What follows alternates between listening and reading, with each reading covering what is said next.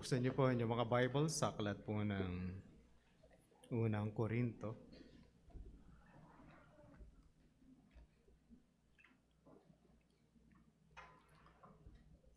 First Corinthians chapter 3, verse 10.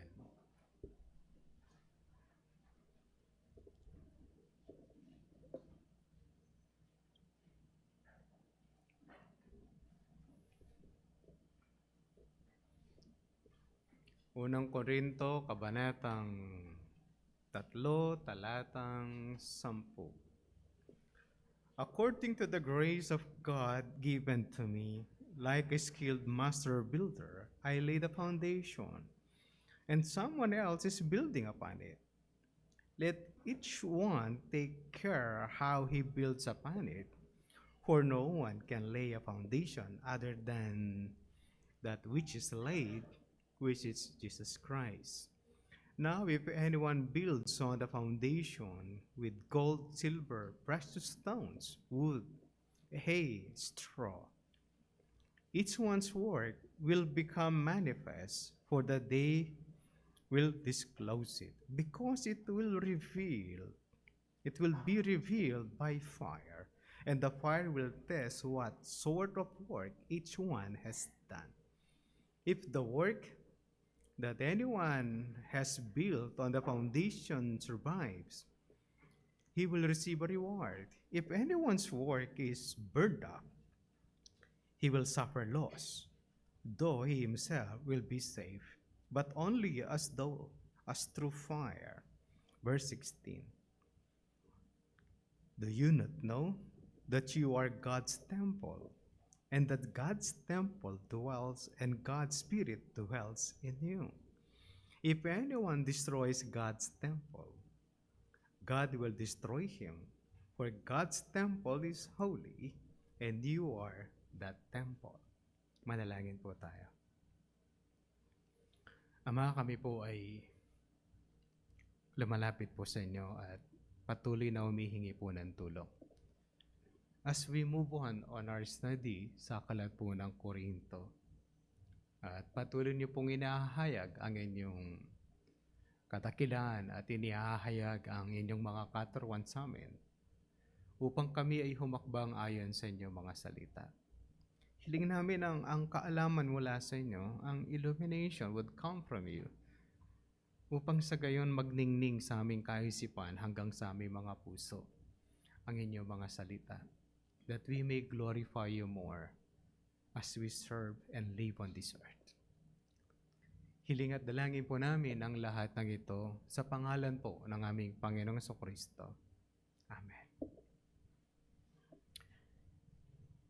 Ang maglingkod po sa Diyos through the church ay hindi simple na accident o aksidente na ikaw ay naglingkod, ikaw ay naglilingkod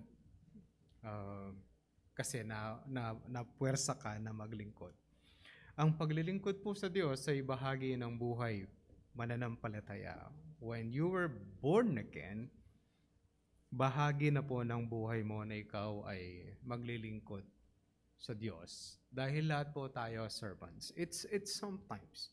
Ito po yung nagiging problema sa maraming churches.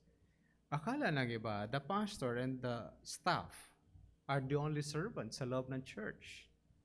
Layo pong lahat ay lingkod ng Diyos, and we must serve God through His kingdom. Samahan niyo po at patuloy po natin pag-aralan, exhortation to unite. Paulitin ko po yung outline. Tatlo lang po ang punto nito. The appeal to unity, the cause of division, and the reason for unity. 7 beses yun na po naisulat. Hanggang 9 times yun na naisulat kasi nga inuulit-ulit ko siya. Mahaba po kasi yung segment ang ating inaaral. Napag-usapan natin before is unity preach the gospel. Unity exalts the cross. Unity express humility. Unity preaches the pure gospel. Unity displays spiritual maturity. Unity understand the ministry. Um,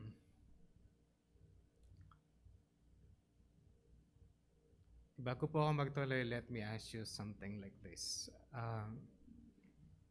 Kumusta po yung paglilingkod nyo sa Diyos through the church? Minsan ang tingin ng iba sa simbahan is typical na simbahan. Darating ka ng Sunday, you worship, then you leave. Ang pinagkaiba ng family church sa mega churches is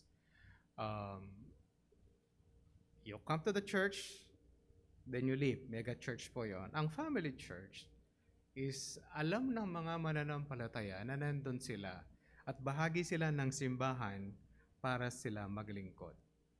Ito yung nangyayari sa Corinthian Church. Yung Corinthian Church ay naglilingkod, kaya lang nagbabahabahagi po sila. They want to hear preachers whom they like.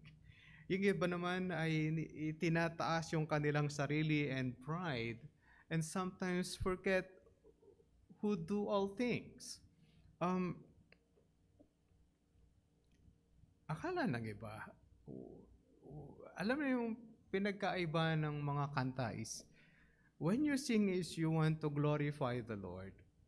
Yung iba is dumami yung I, instead of praising, more of giving to the Lord.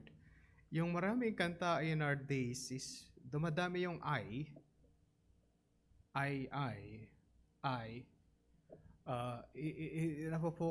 natutuon ng mga kaisipan sa sarili ng tao. And sometimes is, meron nangangaral one time, that's Friday. Sabi niya, nandito po kami para kayo iligtas. Yun po yung nangangaral sa plaza, nangaral sila sa palengke, meron silang dalang placards. Clearly hearing the pastor, sabi niya, nandito po kami para kayo iligtas.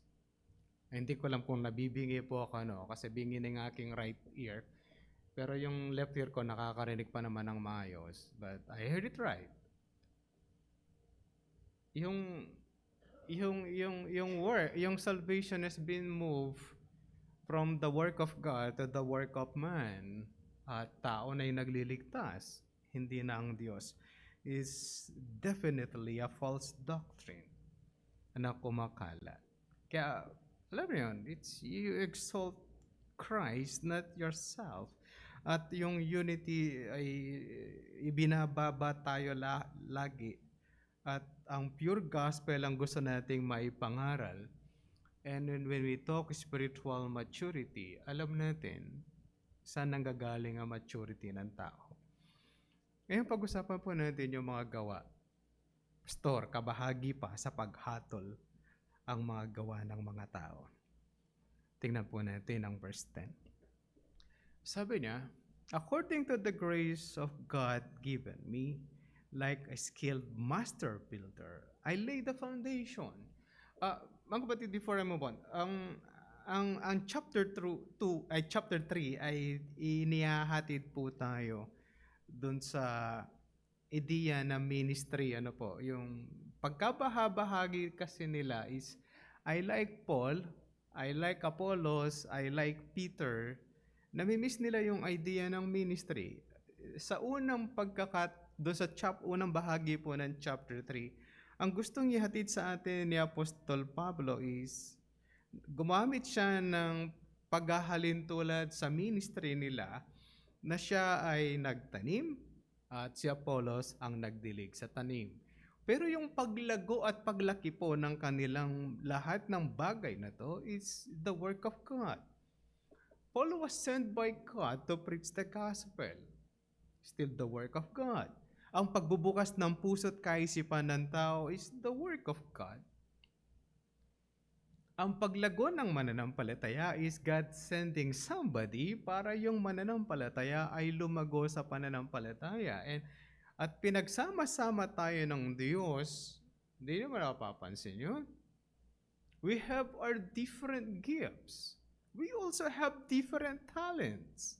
Magkakaiba po tayo. You cannot use your standard of level of capacity and maturity sa akin. Magkakaiba po tayo. Kahit po yung nagmi-meeting kami doon sa Makati para sa Movement of the Word at gagawin po for 2026. Isa sa pinag-uusapan namin is, ang natalakay namin is the distinctives ng Movement of the Word. Are we different from other preachers? Do we preach what we teach? Na hermeneutics, ina-apply ba namin yun sa aming pag-aaral, i-apply ba namin sa church? Then sabi ng isa, pag kami bumisita sa inyo, makita nila ang inyong preaching. Paano yon? Baka hindi kayo sumusunod. Ito po yung sinabi ng isa sa mga kasama namin. Sabi na, paano yung level of maturity ko ng pagkuha ng aralin at pagkuha ng nilalaman ng salita ng Diyos ay hindi kamukha sa inyo. Yung talino ninyo tsaka talino ko hindi pwede. Paano yun? Kung ang naaabot ko lang ay this certain idea at kakayanan at kayo ito, paano? Magkaiba tayo. Kasi kayo nandito na, ako nandito pa lang. Sabi niya, tama po siya, ano? Kung yung pa lang ang kanyang narating, you cannot base your standard. Dapat ganito ka. Dahil ito lang yung nararating niya eh. Halimbawa, when you listen to me, Pastor Babot, ito lang po yung capacity ko eh. Eh yung isang kasama nyo, ganito na. O doon, di wag kayo gamitin yun. Hanggang dito lang ako. Parang sa atin. Magkakaiba po tayo and we should understand our differences. But iba po yung tamad sa ministry, ha? Naintindihan niyo po ako. Iba po yung level of kakayanan niya na gagawin sa ministry, iba din yung tamad. Yung tamad, minimum lagi po yun. Tamad po yung tawag doon. Iba po yung gagawin niya ang lahat, pero yun lang ang kanya nararating. Naglilingkod po yun. Yung tamad, kung pwede wag na maglingkod, yun po yung tamad. O pagka-tamad, mamaya, sapulin natin kung ano sasabihin po ni Apostol Pablo. Intindihan niyo ba ako, mga kapatid? Kaya yung mga taga-Korinto, pagalingan sila ng talino, I want this level of, ganito ako kagaling. Huwag kayong magtaka, bakit nag-speak in tongues lahat sila? Gusto lahat nila mag-speak in tongues. Why is it speaking in tongues is so luring, na parang masarap mag-speak in tongues? Kasi bida-bida ka. Nagsasalita ka ang ibang salita na wala man nakakaunawa. What a shiwa, akala mo nag-speak in tongues, kahapon naman pala. Alam niyo yung I love you na sa hapon? Nung sinabi ko yon, sabi ni Kuya Bong, naalala ko si Kuya Bong, pasensya na po. Bong Musa. Sabi na, Pastor, yan ang ginagamit namin sa speaking in tongues. Sabi ko, Kuya Bong, alam mo ibig sabihin sa hapon nun, I love you. Ha? All the while, I love you pala yun, ng hapon. Kala ko speaking in tongues. Alam mo yung mga ganon. Akala mo nag-speak in tongues. Gusto kasi nila, yun daw yung sign of sila ay na-born again. Kaya kailangan mangyari sa kanila. And then they have to practice. Kung hindi ka na-speak in tongues, they have to practice. Yung iba, have to nalilay in spirit, tas nagiging mature.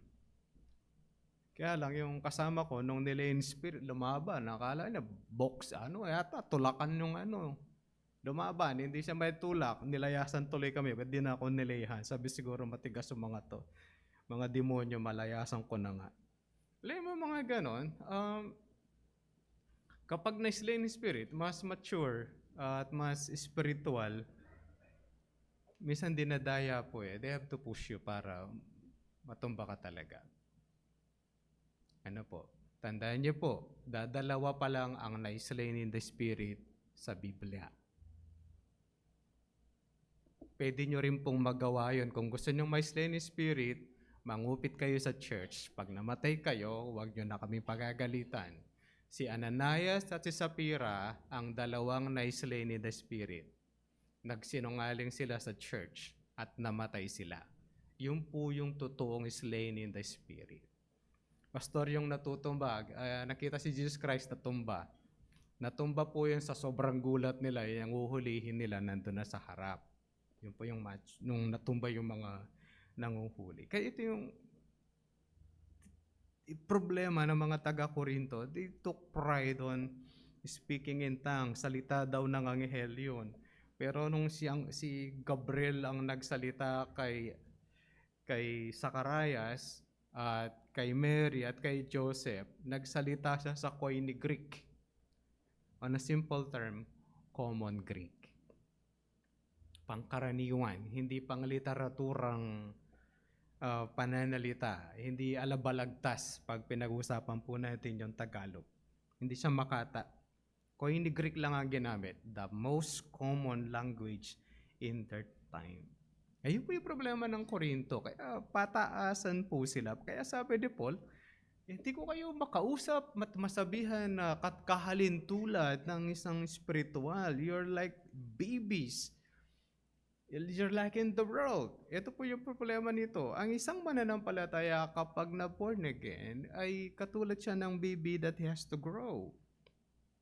When we minister to one another, pag tayo po ay naglilingkod sa bawat isa, lagi po natin iniintindi, bakit hindi niya ako makuha? He might not be reaching the maturity na narating ko na. Therefore, I have to minister to them. And that is church. Basta matanda na sa pananampalataya eh. Matanda na nga sa pananampalataya, hindi pa nag-grow, then you help. Pag hindi nag-grow, unbeliever po yon.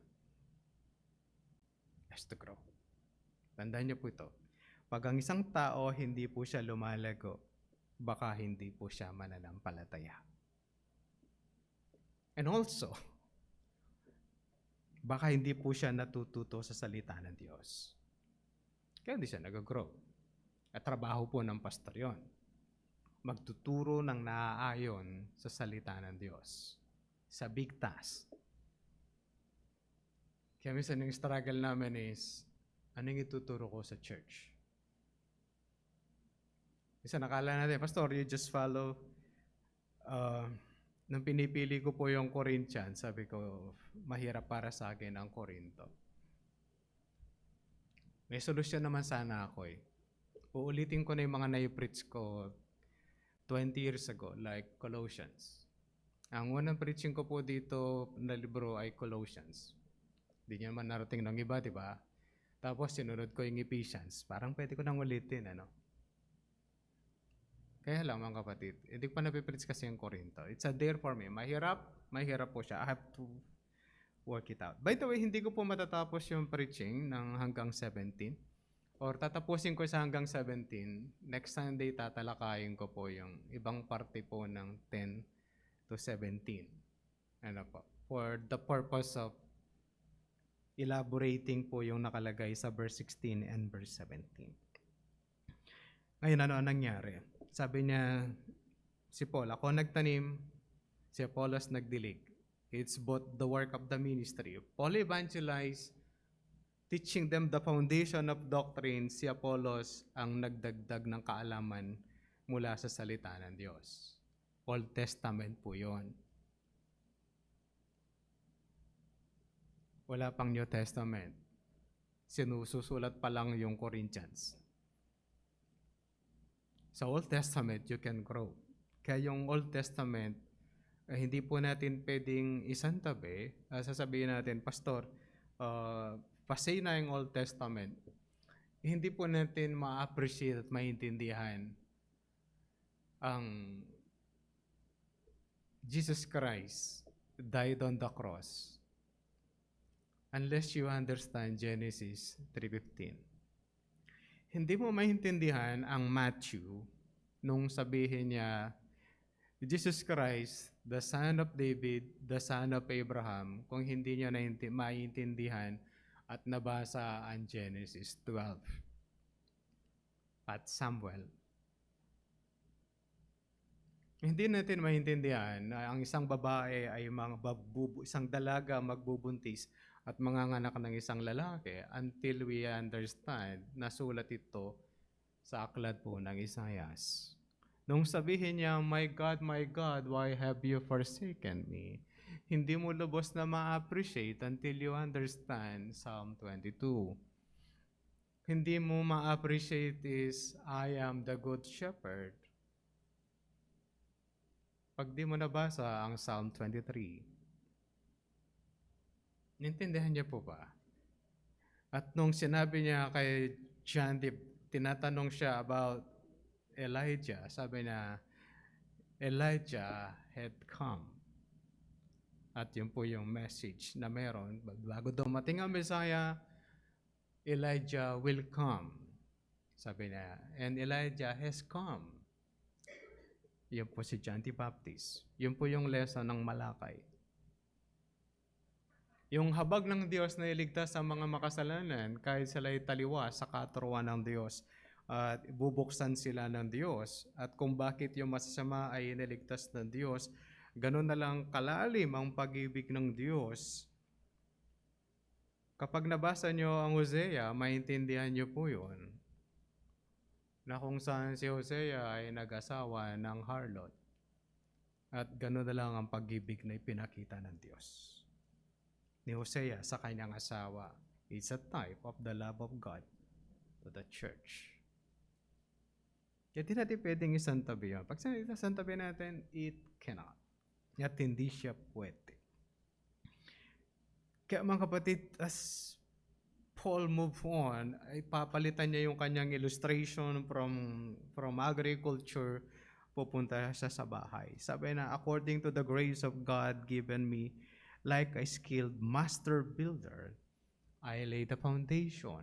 Mga kapatid, ang pinag-usapang nating unang-una, baka magkagulo tayo. Ang foundation ng kaharian ng Diyos is Jesus Christ, which be made clear sa verse 11. For no one can lay a foundation other than that which is laid, which is Jesus Christ. Si Jesus Christ ang foundation. Nung sinabi niya sa Matthew, sabi niya, upon this rock, siya yung rock, upon this rock, I will build my church. Siya yung rock, hindi si Peter. Okay? Si Pedro, kasama doon sa maliliit na bato na ilalagay sa malaking bato para itayo ang church o ang kaharian ng Diyos.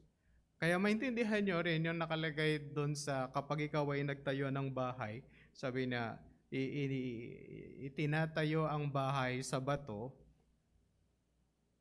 Kapag hindi doon, pag dumating po yung baha at ulan, matatanggal yung bahay. Pero kapag nakalagay siya doon sa bato, that's the foundation o yung pundasyon mismo ng lupa na matigas, tinatawag po nila yung rock. At doon itatayo ang building. Yung pinakapundasyon na yon ay si Jesus Christ. Anong trabaho ni Paul? Para maintindihan ng mga taga-Korinto ang kaligtasan, yun po yung tinrabaho ni Apostol Pablo to explain the rock at ituro niya yung pundasyon ng pananampalataya. Hindi lang yung Jesus Christ, but yung katuruan patungkol po dito. Yun yung kanyang ginawa. A master builder. Pastor, magaling ba si Paul? Ito po yung maganda. Hindi niya inako yan. Hindi niya po inako. Minsan, pag ini-invite po kami to speak in a church, tinatanong yung aming educational attainment. Minsan nakakahiya pong isulat. Nung pinag-preach ako sa isang simbahan, sabi, Pastor, anong ilalagay namin details? Pastor of Grace Evangelical Church of Mga Tarem. Wala na, Pastor. Wala na. Yun lang po. Kaya nung nagturo kami ng hermeneutics sa Bible League, kailangan nilang ilagay anong educational attainment. Sabi ko, pwede bang ano na lang kung saan ako nagja-church o nagpa-pastor? Kailangan nang ilagay o nilagay nga lahat.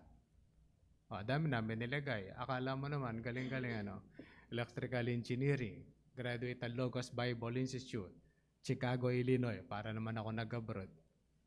1 year in Phoebus College, tapos mentor nag-Movement of the Word, Philippines. Ang dami-dami nilagay. Pwede ba isa na lang? At in-announce tuloy doon sa harap. Pero si Paul, pag pinag-uusapan natin, do we have to take pride? Alam niyo, umattend ako ng ordination, yung ini-introduce yung mga nag-o-ordain. Pag tinipin niyo po yung coupon band at ang font ay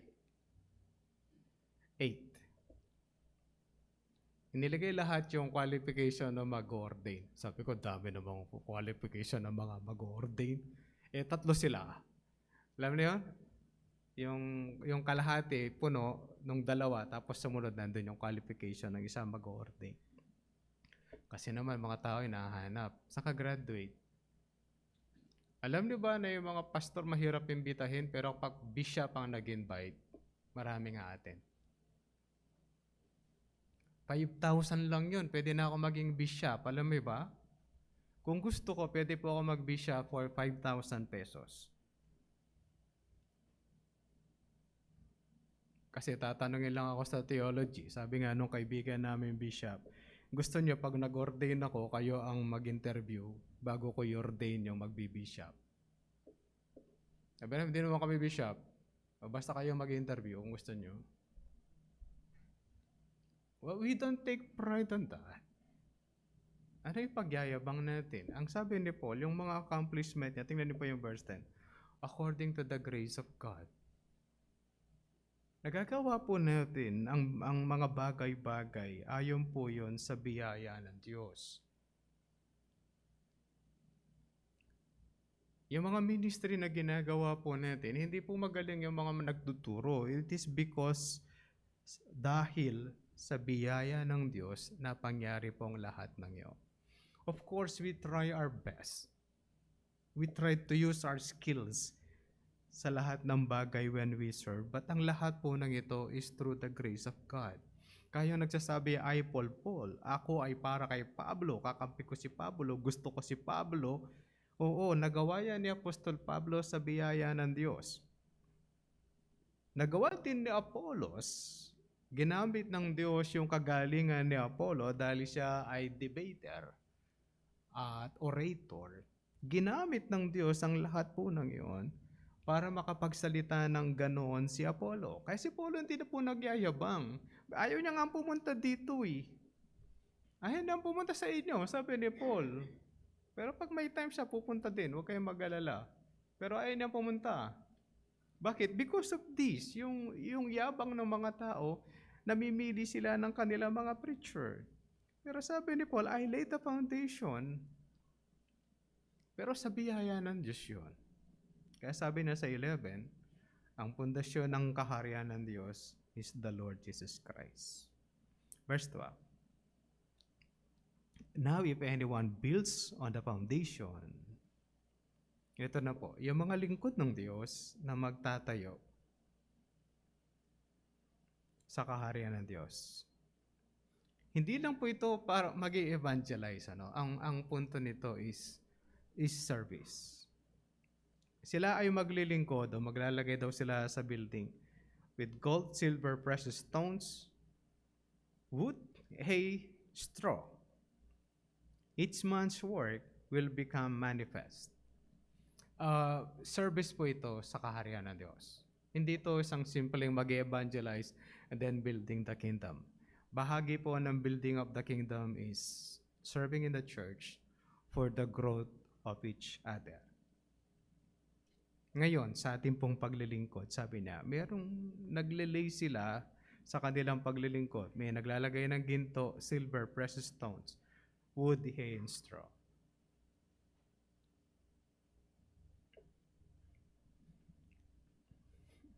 Ito po yung mabigat. 13. Each one's work will become manifest, for the day will disclose it. Darating yung panahon, there will be a judgment for believers. Not to go to heaven or hell. Ano po? Baka nasa isip na, Pastor, lilinawin din po yan ni Apostol Pablo. Pag ako ay hahatulan ng Diyos, will I go to heaven or to hell? Hindi ba mga mananampalataya direct to heaven? Yes. Pero yung work po natin will be manifest. It could be manifest in the future or it will be manifest in the near future. Sa malayong panahon o sa maikling panahon. Sabi niya, it will be revealed by fire. And fire will test what sort of work each one has done.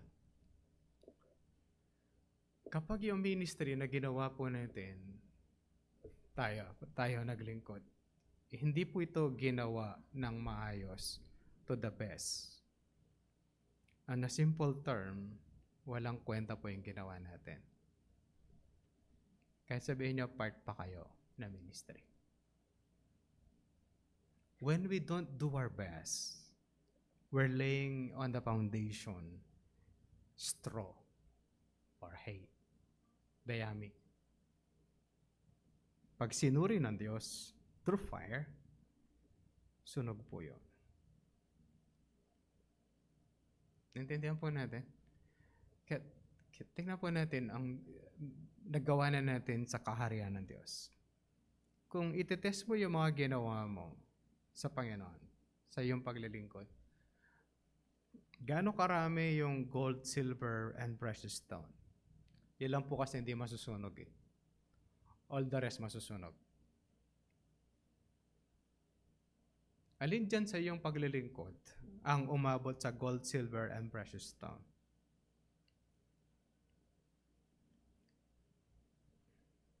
Kapag ikaw ba ay naglilingkod, do you do your best for the kingdom? Or ginagawa mo lang kasi napilitan ka? And that's hay.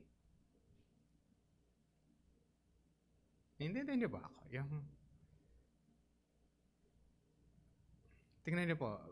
Tingnan niyo, merong naglilingkod na gagawin niya dahil gusto niyang gawin. Merong napilitan lang. Parehas yung accomplishment po nun. Parehas. Pero when judgment come, palagay niya ba mag-i-stand yung napilitan? Na ayaw niyang gawin pa rin ang ginagawa niya? Nung bang nangaral si Jonah on the second time, nung mga inutusan si Jonah at nangaral si Jonah, natuwa na ba ang Diyos? Sabi ba sa Jonah 3, good! Nangaral na siya. He repent! Pagdating sa 4, nagko-contest yung dalawa. Sige, dito ako sa taas, titingnan ko kung masusunog yan. Alam naman hindi masusunog ang Ninive. Tapos galit na galit. Sabi ko na, hindi mo susunugin eh. Alam ko namang mabait ka eh. Hindi mo susunugin. Gusto kong masunog. Ayaw mo. Palagay niyo ba? Yung preaching niya sa chapter 3, yan yung definition ng repentance. Pagdating sa 4, labas na labas eh. Napilitan. Natuwa ba ang Diyos nung napilitan? Di ba niya? Nireview ko ng masakit. Si Jonah? Nagagalit ka, nawala yung dahon halaman na yan. Hindi mo inintindi yung mga tao na yun. Merong 150,000 doon, hindi alam ang kaliwa at sa kanan. Pero yung halaman, naawa ka. Galit ka, nainitan ka. Alam mo ba yun? Sabi ba nandiyan sa chapter 3, good! Galing, napasisi ko din. Kailangan pa niyang isda para magsisi. Pagdating 4, wala naman sisihan doon eh. Di man siya nagsisi. Isipin niyo mga kapatid, when we serve, kumusta na yung paglilingkod natin sa kaharian ng Diyos? Are we still doing our best?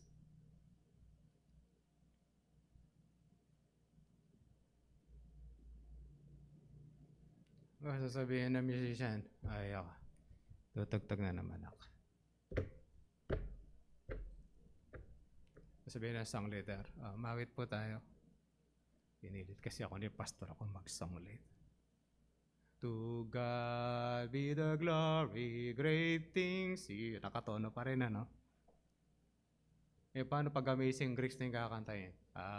Amazing Grace. Talagang nailibig na po yung patay kapag may patay. Matatali yung trumpet dyan. Alam niyo yun? We serve the Lord to the best. Pastor, yung best ko ito lang eh. O di gawin mo yun. Punuin mo na nga yung best na yun. Yun na nga lang yun eh. Ano ba yun? Ito lang yung best ko. O di bigay mo na. Yan na nga lang natitira eh. But when you have better than that, then do more. And that is serving the Lord. o sa pagdating ng paghatol ng Diyos, o tayo pagdating natin sa langit, o anong ginawa mo?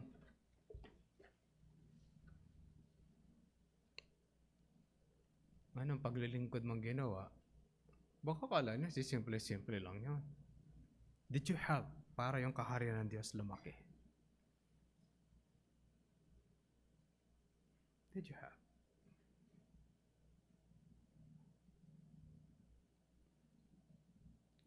Alam niyo, simple lang ang Children Bible Study.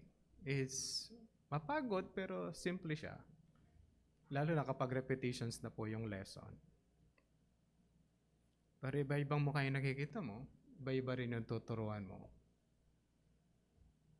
Pastor, parang wala naman tayong fruit. Oo. But did you do your best? Hindi naman tayo ang tatawag sa mga hinirang. God Himself. God will call. Kamagalala, sasabihin yung pangalan mo.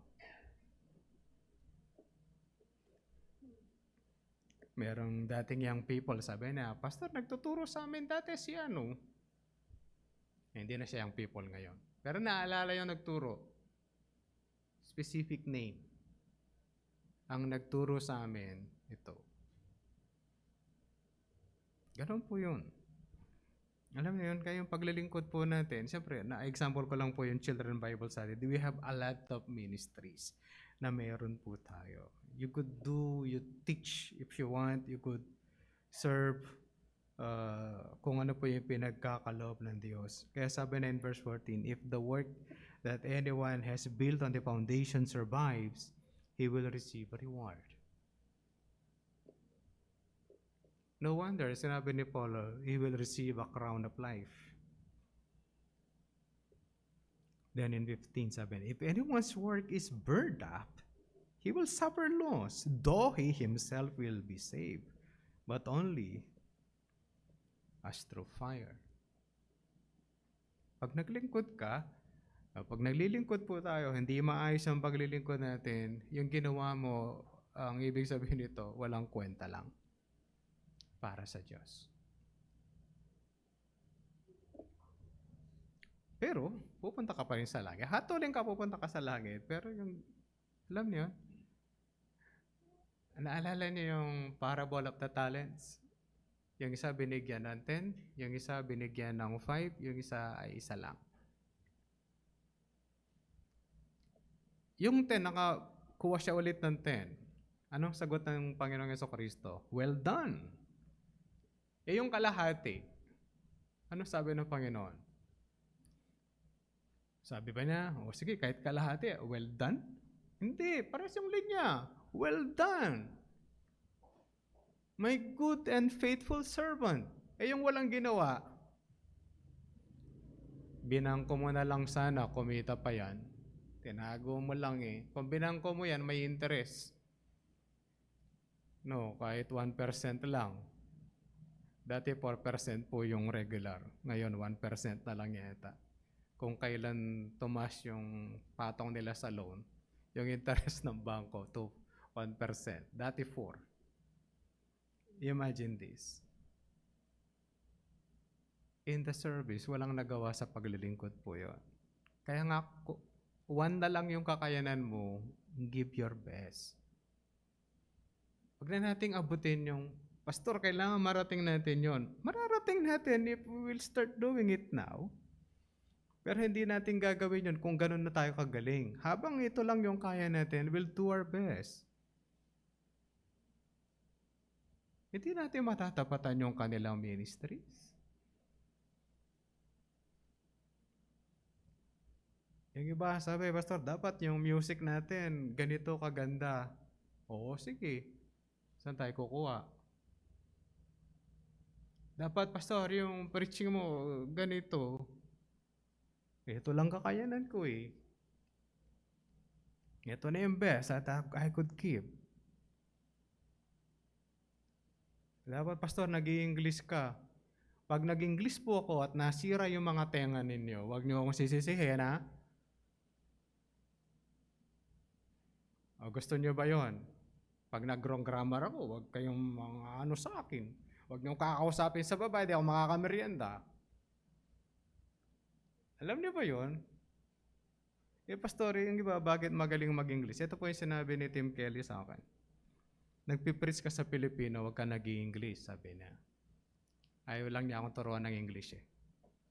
Huwag kang mag-i-English, Pilipino yung kausap mo, sabi. Pag Amerikano yung kausap mo, then speak in English. Kasi hindi marunong Tagalog yun. No wonder Steve Hofmeyer, Amerikano from New Jersey, pag nangangaral, nagtatagalog. Ang nakakatawa, yung Pilipino, hindi niya alam ang Tagalog ng gift. Meron kami bibigyan ng foreigner na regalo, pinasalita yung Pilipino. Sabi na, magkukolek po tayo, baka gusto niyo magbigay, at tayo ay magbibigay ng tumayo yung Amerikano. Sabi na, yung Pilipino di marunong magtagalog. Ako na lang, sabi na. Magbibigay po tayong regalo, sabi ng Amerikano. Yung Pilipino, gift. Yung Amerikano, sinasabi niya regalo. Di ba? Pabayanan natin yung English. But ang point is, when we serve, ano po yung kakayanan na meron tayo? Ay, ulit-ulit ako, no? Ngayon, hindi pwedeng wala kayong ministry. When you've been born again, gusto mo lumago sa pananampalataya, you serve. You serve.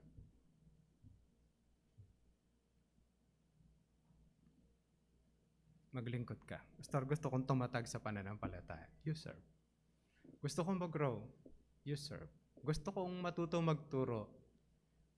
You observe and teach. Gusto kong dumami ng aking kalaman. You study and teach. Dadalo kong dadami kaalaman. Then you'll grow. And people will grow with you sa inyong mga paglilingkod. Kaya pag dinaan ng makagawa natin sa apoy at pinadaan ng Diyos, makikita na, this is what I have done. Ito yung nagawa mo. Anong gusto niyong marinig na sagot? My good and faithful servant. Marinig na born again nga to, wala namang kwenta. Sama, di ba? Let's move on. Verse 16 and verse 17. Mga kapatid, next meeting, magtuturo po ko about this. Verse 16 and 17. Ngayon, titikapin ko siya in the context. Do you not know that you are God's temple and that God's Spirit dwells in you? Mga kapatid, this is not individual lang. Ang Espiritu ng Diyos ay nananahan sa puso ng bawat isa. Pero collective po ito as a church. Ang banal na Espiritu, ang templo niya ay ang church.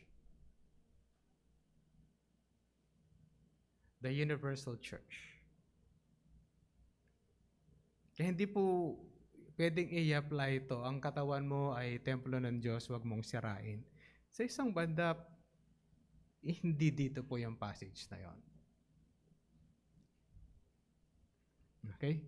Huwag niyo po ipapasok dito yung, bawal uminom ng alak kasi nakakasira sa katawan. No, yung kasunod kasi, sabi na, if anyone destroys God's temple, God will destroy him. Hindi po ito pwedeng i-apply sa pagkain ng matataba, ikaw ay magkaka-cholesterol. Sa ibang lugar niyo po hanapin po yon.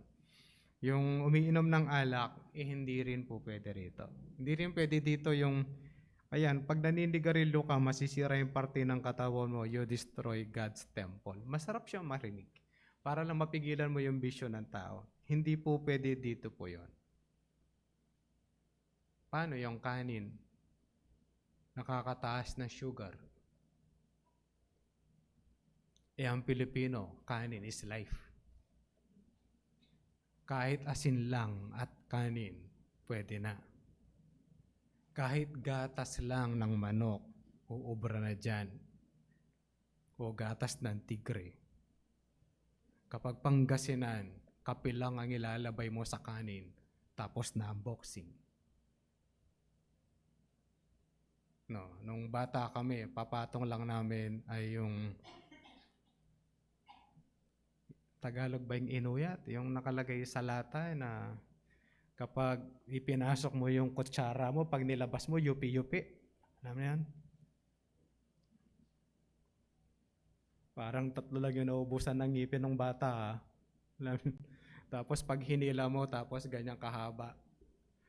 Tapos papaikot. Ang maganda doon, lalagyan po ng pinaglagyan gatas. Hindi mo alam saan kinuha yun. Basta lalagyan ng gatas yun. Yun ang pinakamasarap na candy. No? Kalahating araw mong inunguya yon bago maubos. Depende sa nasandok ng kutsara mong yupi-yupi. Alam niyo ba yun? Paano yon?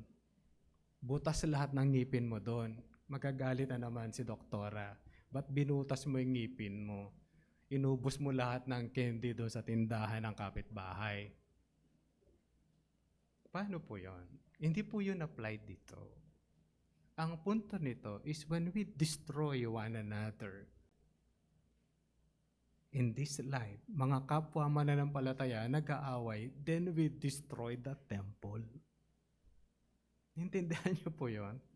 Kapag yung mga mananampalataya sa church nagkakagatan, alam niyo yun, instead of ministering to one another, we judge one another. Spiritual yan eh.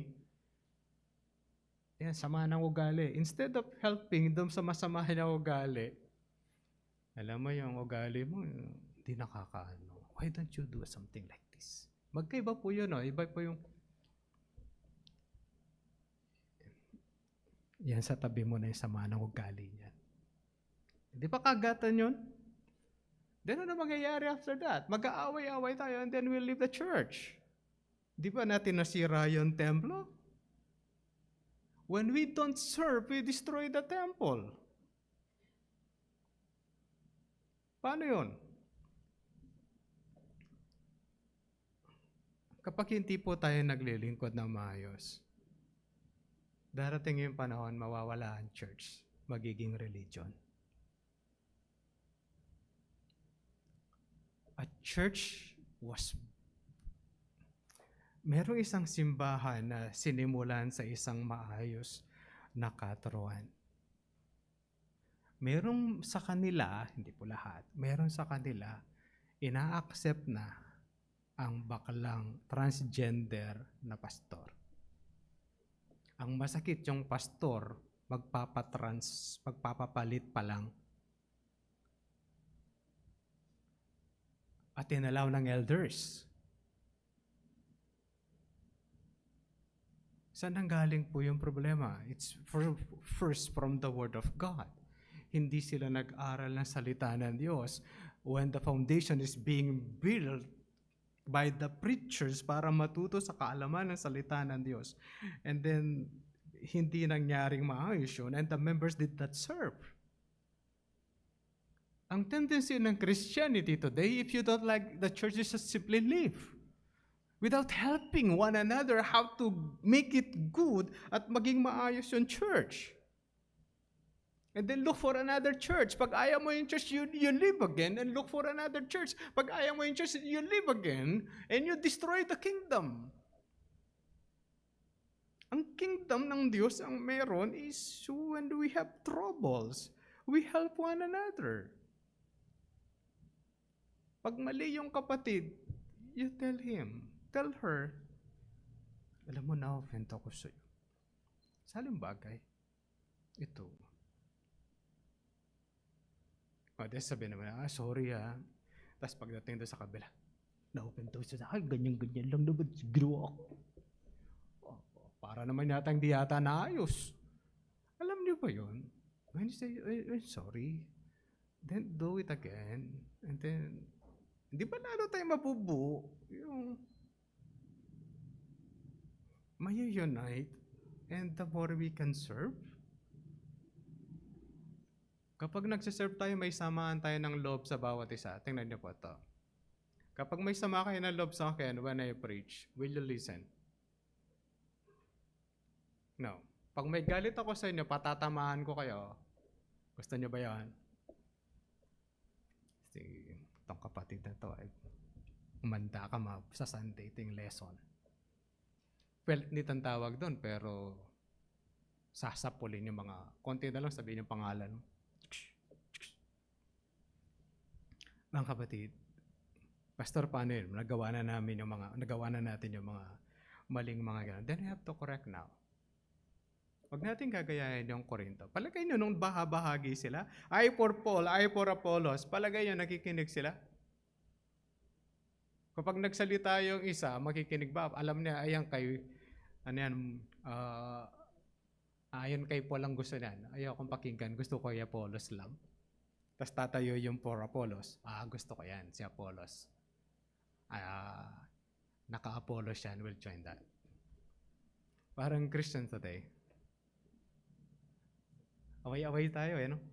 Maliban sa false teachers, at false churches. Kapag may preacher na babae at hindi providentially hindered, malaking problema na po yung church. Pag inalaw ang babae pastor sa church, problemado na po yun. We don't unite with them. Sabihin natin, ayan, pastor, kaparehas natin. Hindi. Minsan may pastor nangaral, ang issue lang niya is flood control. Di po natin kasama yun. Isa pa, hindi naniniwala sa Trinity yun. GIL, malabo po ang Trinity. Lalo na po si Day by Day. Day by Day. Si Day by Day, hindi po naniniwala sa Trinity. Naniniwala si Ed Lapis na merong kadiliman ang Diyos. On simple term, may madilim na ugali ang Diyos.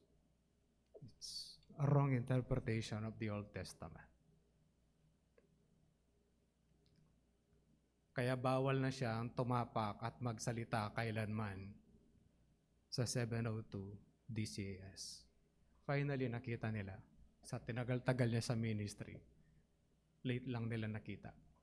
But, it was announced, bawal na si Ed Lapis, at si Ed Lapis ay kulto.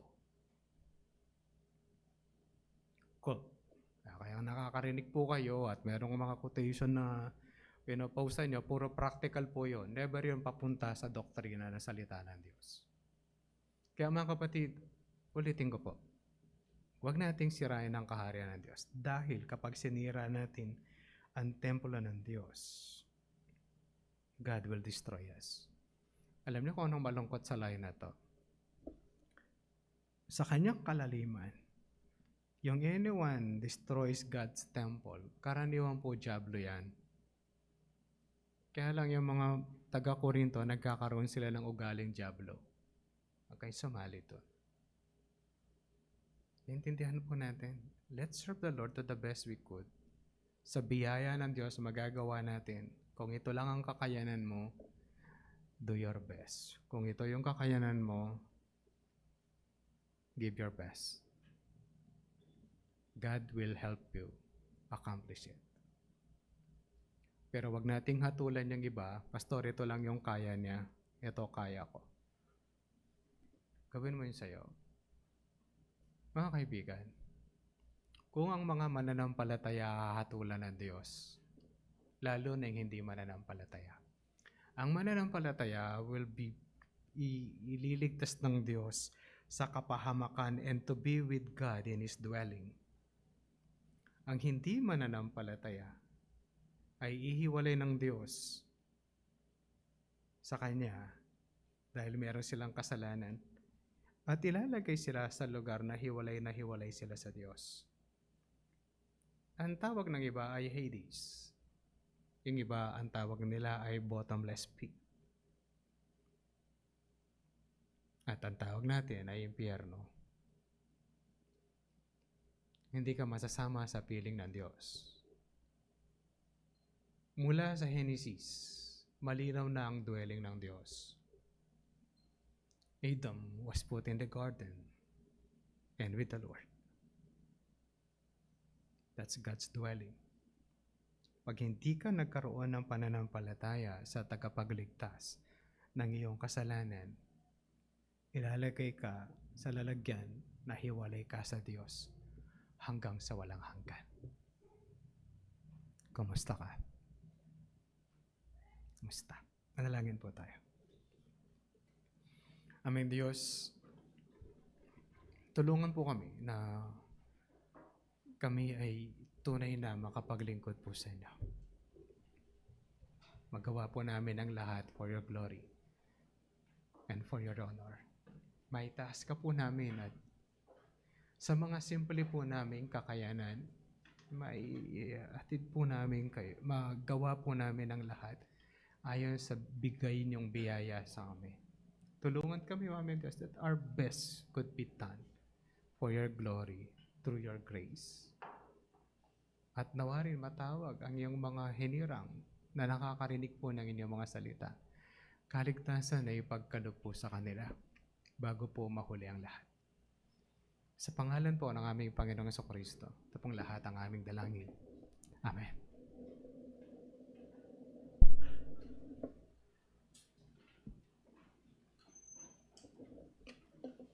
Nawa tayo po ay muli pong nahimok na magpatuloy sa ating pong katapatan at kasigasigan sa ating pong paglilingkod para sa kalwalatian ng ating Diyos. Sa ating